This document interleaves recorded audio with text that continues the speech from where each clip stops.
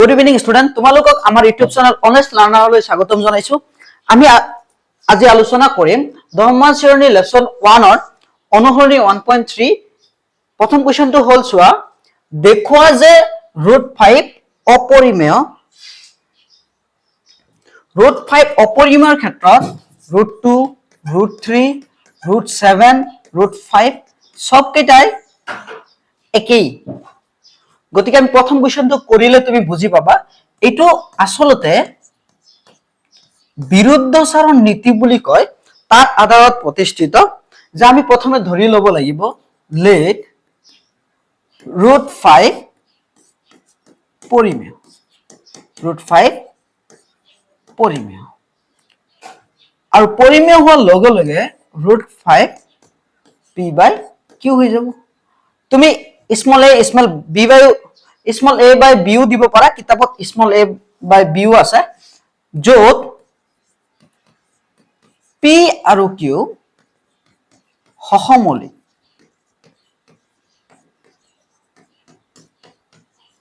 মানে p আৰু q ৰ কোনো কি নাই, কমন নাই,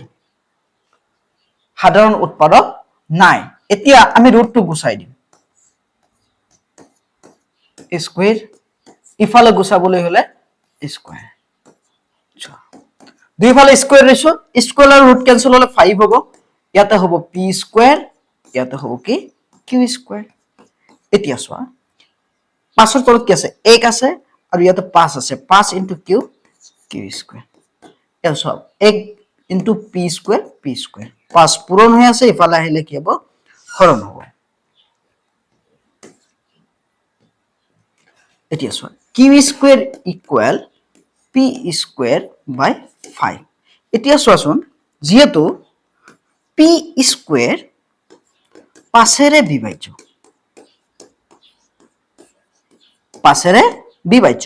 অৰ্থাৎ চোৱা আমি p স্কুৱেৰক 5ৰে বিভাজ্য কৰি এনসাৰ কিমান পাইছো, q স্কুৱেৰ পাইছো। আমি এনসাৰটো q স্কুৱেৰ পাইছো। কেতিয়া পাইছো, যেতিয়া p স্কুৱেৰ 5ৰে হৰণ দিছো।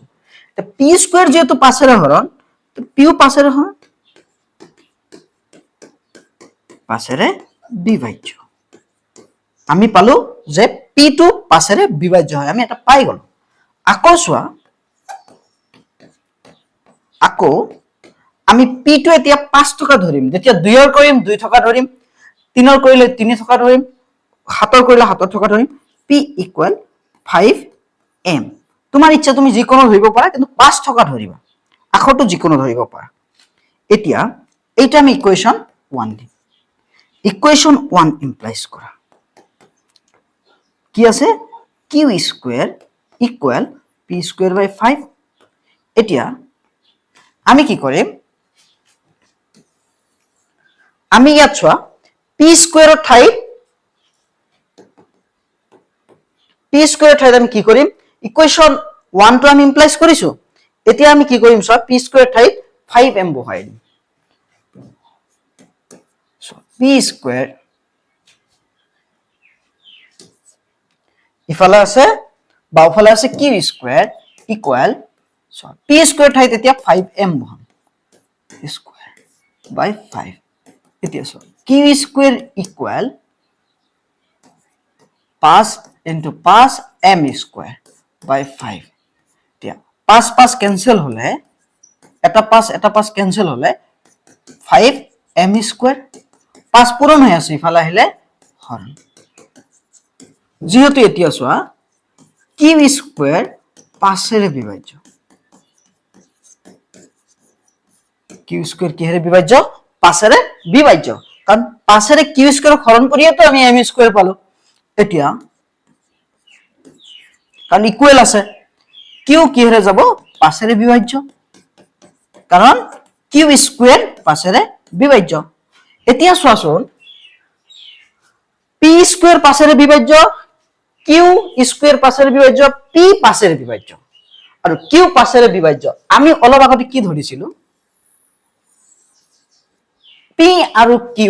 সহমৌলিক। গতিকে সহমৌলিক মানে কমন নাই ইহঁতৰ, কিন্তু 5 কমন আহিল নে নাই, যেহেতু p আৰু q ৰ সাধাৰণ উৎপাদক, সাধাৰণ মানে দুইটাতে কমন নাই, উৎপাদক মানে হৰণ যোৱা, সাধাৰণ উৎপাদক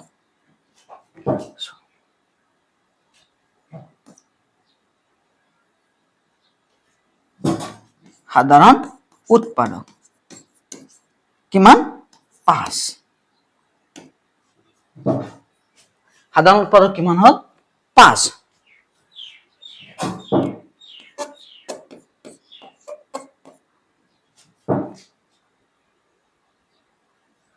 চোৱা গতিকে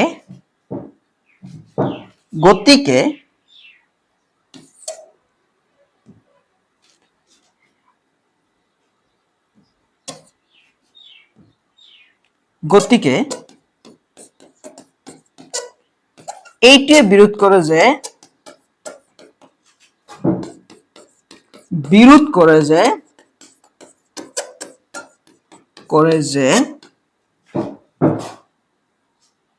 পি আৰু কিউ সহমৌলিক যেহেতু কমন পাইছো গতিকে আৰু পি কিউ সহমৌলিক বুলি বিৰোধ কৰি দিলে যে আমি পি আৰু কিউ সহমৌলিক ধৰিছো এটা আমি কি ধৰিছো মিছা হে আমি ধৰা উক্তিটো অশুদ্ধ বা ভুল বুলিও ক'ব পাৰা চোৱা আমি ধৰা উক্তিটো কি অশুদ্ধ আমি কি ধৰিছিলো √5 পৰিমেয় কাৰণ আমাৰ ভুল হল পি আৰু কিউ সহমৌলিক নহয় আমি ধৰিছিলো সহমৌলিক হেহে এতিয়া যদি পৰিমেয় বুলি ভুল হয় অশুদ্ধ হয় তাহলে পৰিমেয় বিপৰীত কি অপৰিমেয় √5 অপৰিমেয় একেবাৰে সহজ এনেকে √2 যেতিয়া কৰিবা √2 পাছত ঠাইত √2 দিবা 3 কৰিলে √3 কৰিলে 3 দিবা 7 কৰিলে 7 দিবা সব একে বাকি এতিয়া আমি পিছৰ অংক আলোচনা কৰিম চোৱা 2 সব গোটা সংখ্যাৰ বাদে বাকি যি কেইটা আছে গোটা সংখ্যাৰ বাদে বাকি যি কেইটা আছে সব কেইটাই তোমাৰ কি গোটা সংখ্যাৰ বাদে বাকি যি কেইটা পাবা সব কেইটাই বেলেগ নিয়ম আৰু গোটাটোৱে বেলেগ নিয়ম হেতু তেনেকে কৰিবা আৰু এইবিলাক আৰু এটা স্পেশাল নিয়ম আছে এইটোৰ কাৰণে বেলেগ নিয়ম চোৱা এটা একদম সাধাৰণভাৱে কৰিব লাগিব দেখুৱা যে 3 + 2 √5 অপৰিমেয় লেখ আগৰ নিচিনা ধৰি ল'ব লাগিব 2 + 3 + 2 √5 পৰিমেয় এইখিনি লৈ ঠিকে আছে চোৱা পৰিমেয় এতিয়া 3 + 2 √5 = p/q p আৰু q সহমৌলিক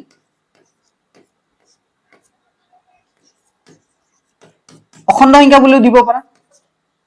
সহমৌলিক অখণ্ড সংখ্যা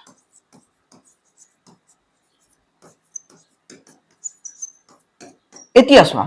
সহমৌলিক দিলেও হ'ব আমি আগৰ অংকটো √2 নাইকিয়া কৰিছিলো আৰু ইয়াতে সিঙ্গল বনাব লাগিব যেনেকৈ √2 বা √5 টো লেফট সাইডত ৰাখিব লাগিব বাকিখিনি ৰাইট সাইডত লৈ ক্যালকুলেশন কৰি দিলে হৈ গল প্লাসত আছে ইফালে গলে মাইনাস সো একেবাৰে ইজি হয় প্লাস আছে ইফালে গলে মাইনাস এটা পূৰণ হৈ আছে ইফালে গলে কি হ'ব হৰণ তাৰ আগতে এইখিনি সমাধান কৰি লোৱা সোৱা 3 ৰ তলত কি আছে 1 আছে q আৰু 1 ৰ লহাগু কিমান q q ত কেইবাৰ একবাৰ 1 * p সোৱা এটো p হয় 1 q ত কেইবাৰ q বাৰ q3 হৈ গল এতিয়া 2 পূৰণ হৈ আছে ইফালে গলে হৰণ p - 3q / 2q তো ভগ্নাংশ পাই গলো নহয় সোৱা যেহেতু আমাৰ কি আছিল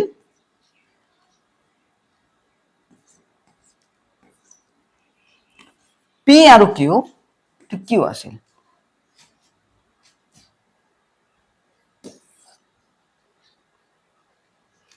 যেহেতু p আৰু q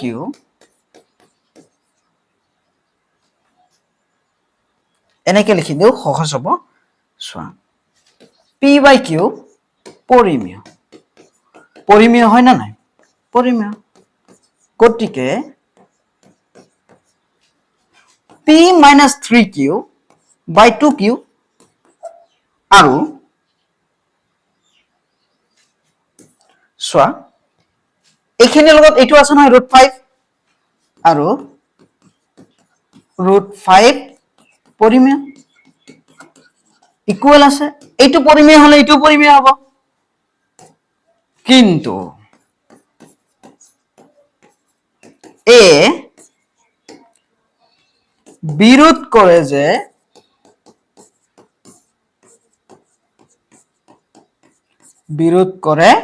যে √5 অপৰিমেয় এতিয়া √5 যদি অপৰিমেয় হয় গতিকে আমি ধৰা উক্তিটো কি হ'ব অশুদ্ধ হৈ যাব এইটো যদি অপৰিমেয় হয় এইটো অপৰিমেয় হ'ব গতিকে এইটো যাই অপৰিমেয় হ'ব আমি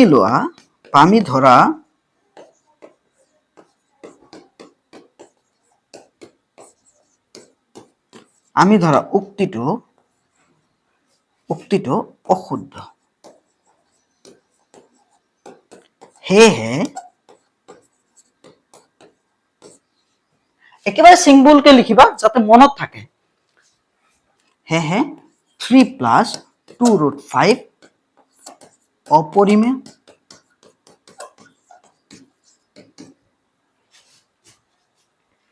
নিশ্চয় বুজি পালা এতিয়া আমি পৰৱৰ্তী প্ৰশ্নলৈ আলোচনা কৰিম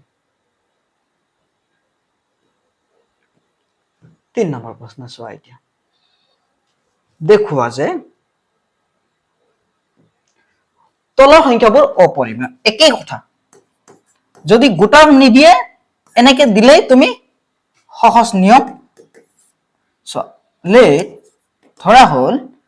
1/√2 পৰিমেয়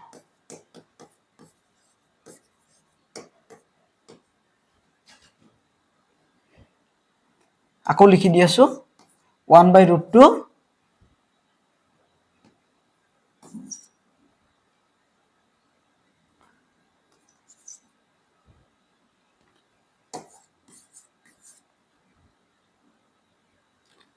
let 1/√2 পৰিমেয় এতেকে চোৱা 1/√2 ইকুৱেল p by q য'ত p আৰু q সহমৌলিক অখণ্ড সংখ্যা সহমৌলিক দিলেও হয় এতিয়া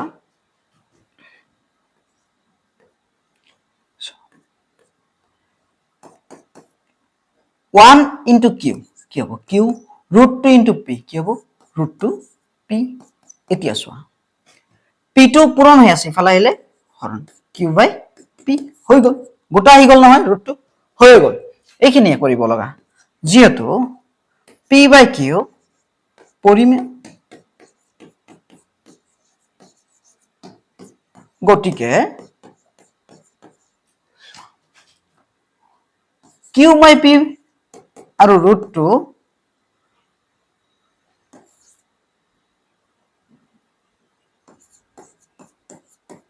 আৰু √2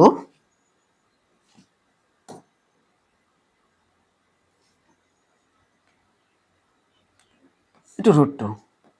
আৰু √2 পৰিমেয়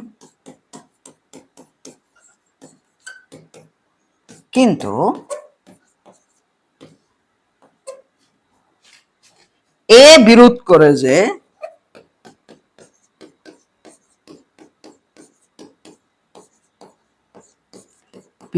কৰে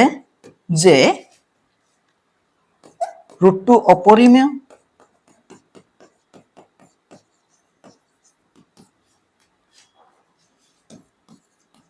হেহে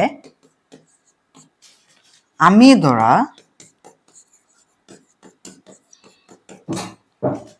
উক্তিটো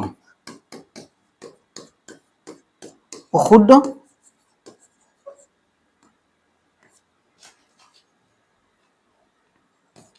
হে কি হ'ব আমাৰ উক্তিটো যদি ভুল হয় তাহলে 1/√2 কি হ'ব অপৰিমেয়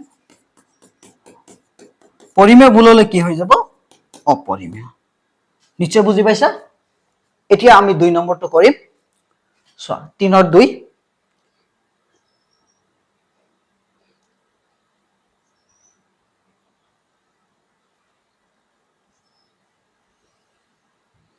চোৱা এতিয়া 3 ৰ 2 চোৱা let √7 into √5 পৰিমেয় এতেকে কি হ'ব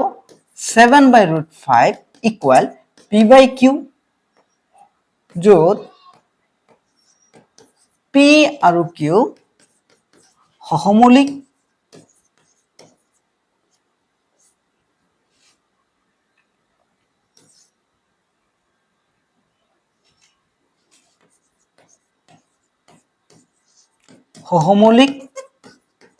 অখণ্ড সংখ্যা দিব পাৰা সহমৌলিক অখণ্ড সংখ্যা এতিয়া চোৱা এটো পূৰণ হৈ আছে ইফালে গলে হৰণ গোটা হৈ গল নাই √5 গোটা হৈ গল যে হৈ গল যেহেতু p/q পৰিমেয় এটো পৰিমেয় গতিকে কি আহিব p/7q আৰু লগত √5 আছে পৰিমেয়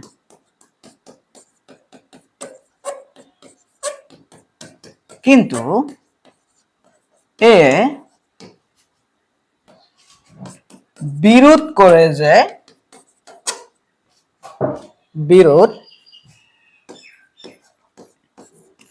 কৰে যে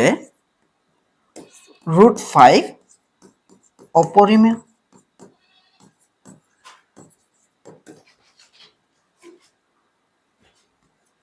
হে আমি ধৰা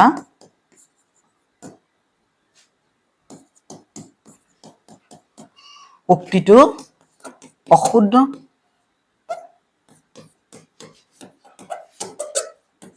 আমি ধৰা উক্তিটো কি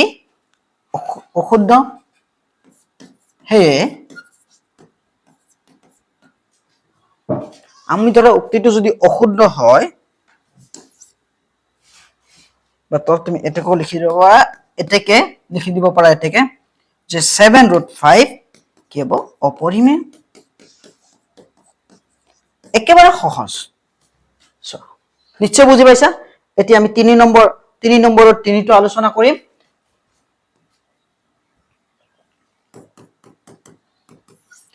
let 6 plus √5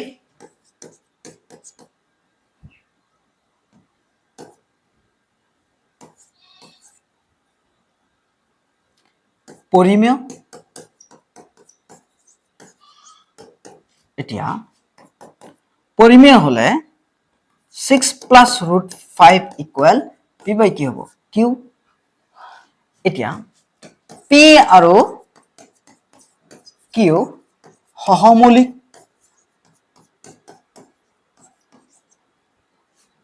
সহমৌলিক অখণ্ড সংখ্যাও দিব পাৰা এতিয়া প্লাসত আছে এটো হিফালে গলে মাইনাস সোয়া √2 ৰ আগতো প্লাস আছে 6 √2 ৰ আগতো প্লাস আছে কিন্তু অকল আগত লিখিলে প্লাস দিব না লাগে এতিয়া √2 ইকুয়াল সোয়া এটো √2 হয়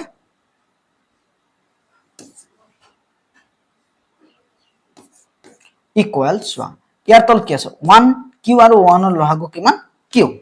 কিউত কেইবাৰ একবাৰ 1 ইনটু p হৈ গল মাইনাস 1 একত কেইবাৰ একবাৰ 1 কিউত কেইবাৰ কিউবাৰ q ইনটু 6 এতিয়া সোচন পাই গলো নহয় যেহেতু p/q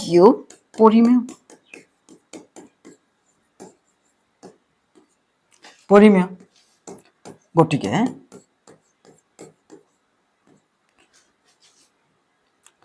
p minus 6q by q আৰু √2 অপৰিমেয় কিন্তু এই বিৰোধ কৰে যে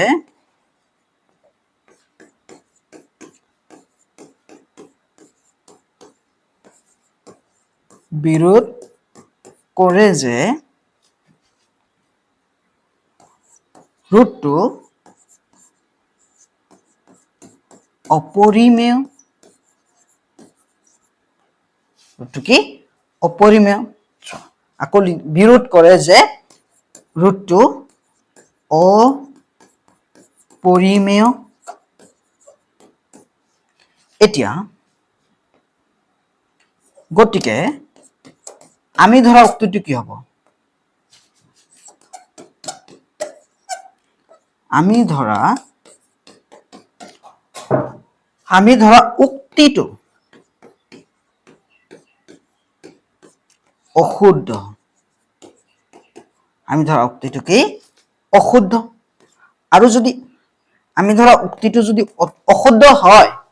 আমি ধৰা উক্তিটো যদি কি হয় অশুদ্ধ হয় গতিকে 6 প্লাস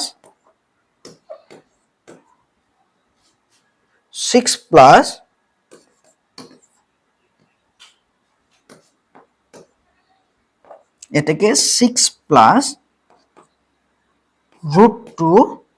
অপরিমেয়